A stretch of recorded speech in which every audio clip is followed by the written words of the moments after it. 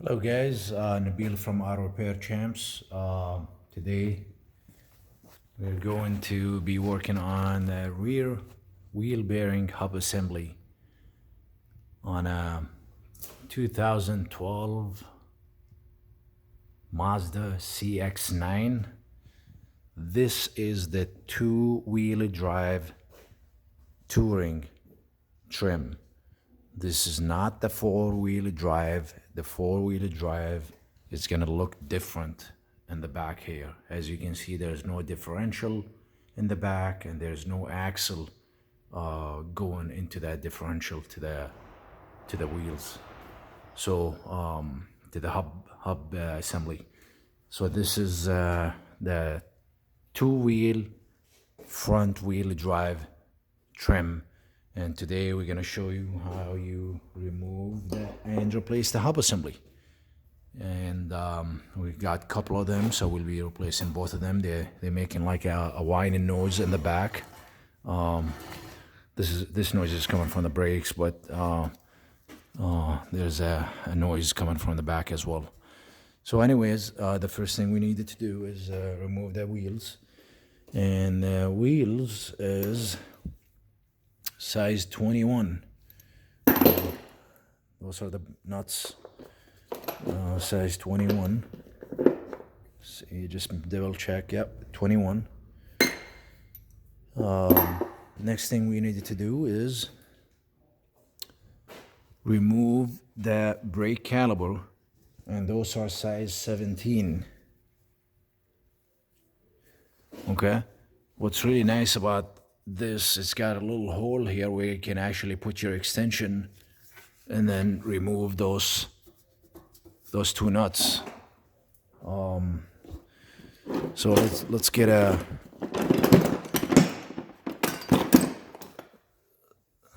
let's see if we can. Yep. So just like that, and then now we probably need a swivel. Let's see if we got a swivel, something like this.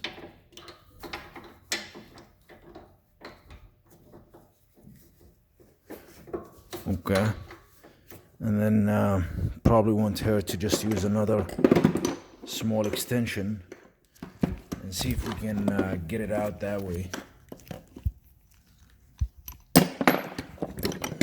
And that's just another small extension.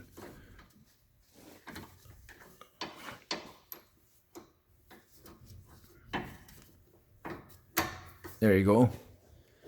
See if we can get this out using my gun.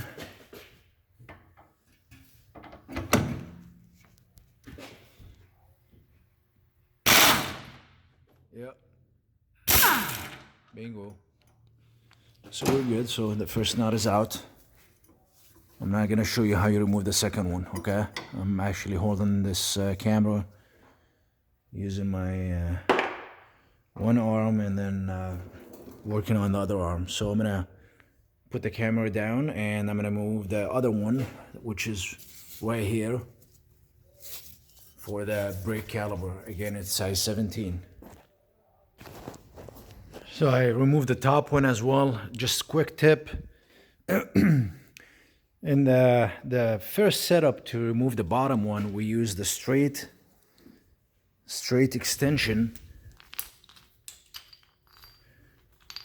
and then towards the end, or maybe a longer extension too, and then towards the end we use the swivel, and then with the gun was sitting right here. To remove the top one, it's kind of hard to remove it with this setup. So switching this to swivel goes into the 17, okay,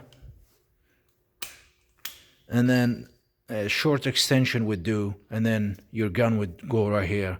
That would be the setup that we use to remove the top 17 bolt for the brake caliper. So that caliper should be out. Let me get a pray bar to remove this, and then remove the rotors. Alright guys, I removed the brake caliper out of the way, and then remove the brake rotors. That's what this looks like from the inside. Man, it's got a lot of rust in here. We'll see if we can do a little bit of cleaning later on and blow this dust away, brake dust away.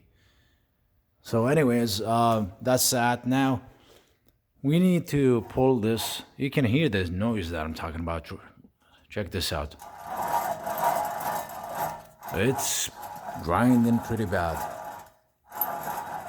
Okay, and that's coming from the hot bearing assembly. We got both sides that we need to replace, and we got both parts. So anyways, to remove this hub assembly, probably easier to use a sled hammer, but I don't have a sled hammer right now, so I'm gonna have to manage to get this out. Let me see what my options are. Looking from the inside here, it looks like it's being held by 4 bolts, 4 nuts. 1, 2, 3, 4. And as you can see, they look like a star. And the size for those are, let's see if I can read this. It is, I think it's,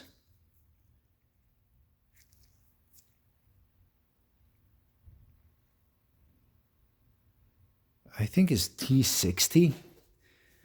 Yeah, let me just spray a little bit of brake cleaner here and see if I can read this.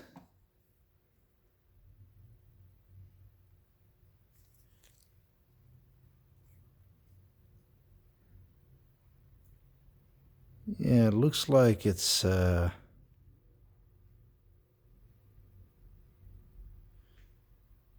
looks like 60 to me, T60. So anyways, now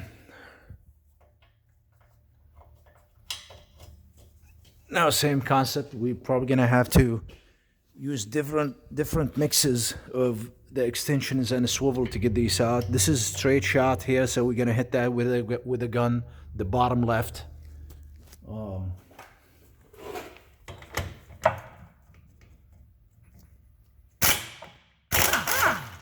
Nice, we got that one out. And let's see if we can get the top one also with a straight shot.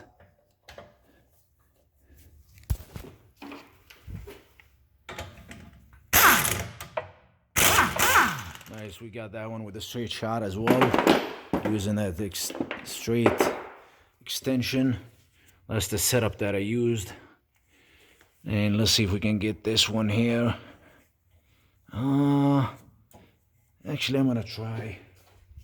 I think I might be able to get this one as well. Yeah, I did. Now, I believe the bottom one is gonna be a little tricky.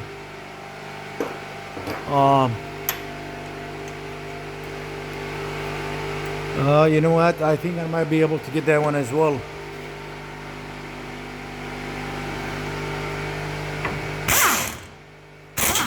I did. So I got all of them with a straight short extension. This is what I used. Okay.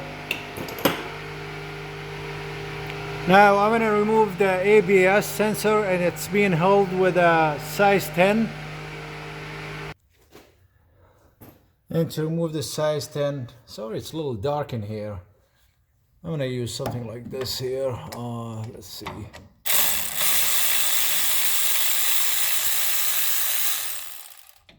Yeah, just the size 10 come out. And then let's see if we can pull this sensor out. You're lucky that it came out easy. And that's it. Now, we really don't have to use sled hammer on this one. All I have to do is just hit it from the inside here and just push it out.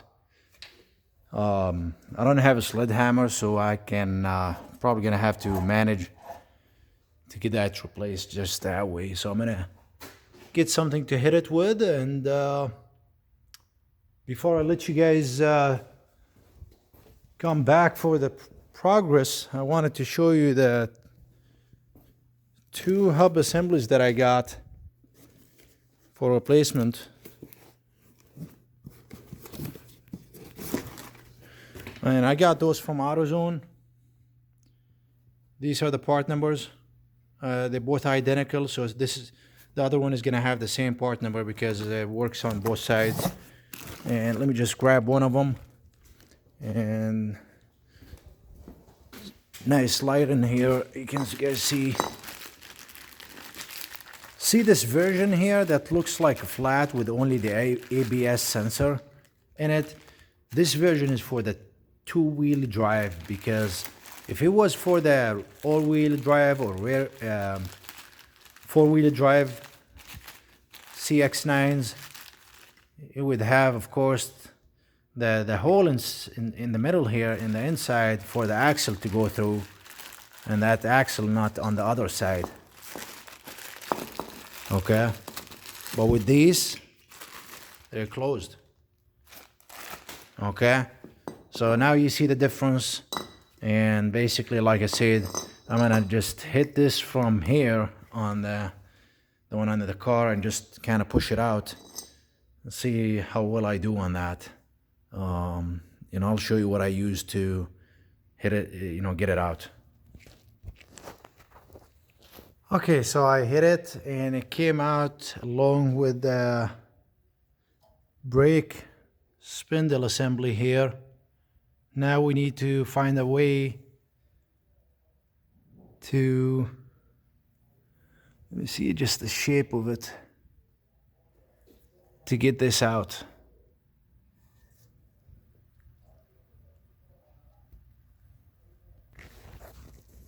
Alright guys, just gotta give you a heads up.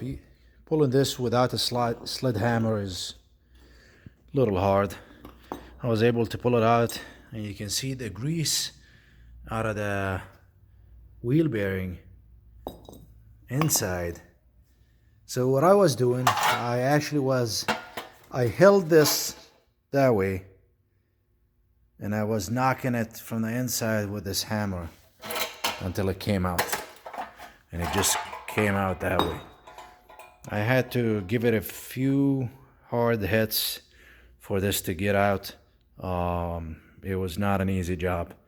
To put the new one in, this is the new one in, and it just goes just like I was showing. A little bit of that grease that came out here.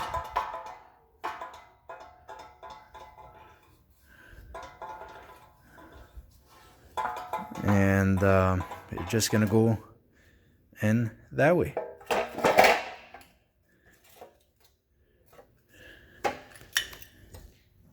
Just like that, guys. That is all that you have to do right there. Put your screws, put everything back, and you should be all set. Thanks for watching, guys. And again, that's what this is gonna look like from the back, and that's what this is gonna look like from the front.